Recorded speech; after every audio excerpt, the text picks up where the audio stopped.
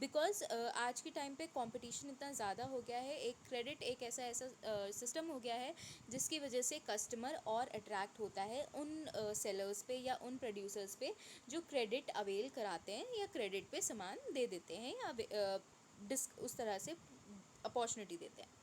तो वहाँ पे हमने ये बात की थी, तो हमने यहाँ देखा, यहाँ पर हम बात करेंगे द अमाउंट ऑफ रिसीवेबल और trade credit at any given point of time is depend upon the credit policy.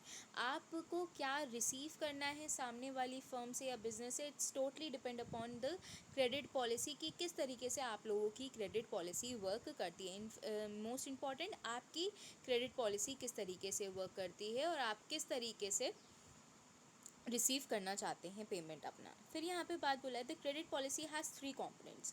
अगर हम एक किसी भी कंपनी की क्रेडिट पॉलिसी या किसी भी फर्म की क्रेडिट पॉलिसी देखेंगे तो उसके मेन 3 कंपोनेंट्स होते हैं, और भी कंपोनेंट्स होते हैं बट ये मेन 3 कंपोनेंट्स होते हैं, इसलिए इनके बारे में पढ़ेंगे। Credit standard, credit period and collection effort.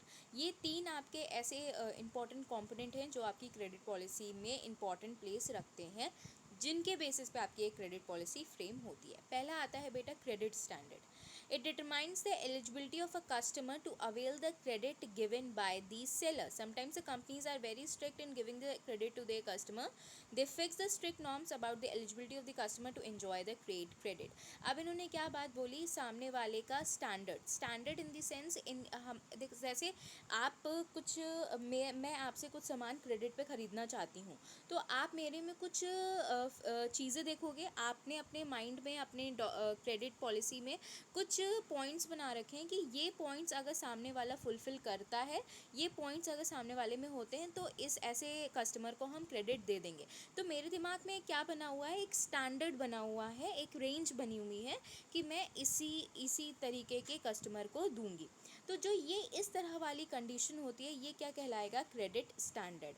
ठीक है, तो यहाँ पर हमारा एक कंडीशन ऑलरेडी बना हुआ है कि सामने वाले के पास एसेट्स इतने होने चाहिए, उसकी क्रेडिट वर्दीनेस ऐसी होनी चाहिए, उसकी कंपनी ऐसी होनी चाहिए, ठीक है, उसकी कंपनी रजिस्टर्ड होनी चाहिए। It totally depends upon company to company की कंपनी किस तरह की क्रेडिट पॉलिसी को प्रायोरिटी दे रही है, ठीक है, स्टैंडर्ड को। तो हर एक कंपनी का अपना एक क्रेडिट स्टैंडर्ड होता है, और वो क्रेडिट स्टैंडर्ड अगर सामने वाली कंपनी फुलफ़िल कर पाती है तो उस कंपनी को क्रेडिट पे सामान बेच दिया जाता है, अदरवाइज़ नहीं दिया जाता है। ठीक।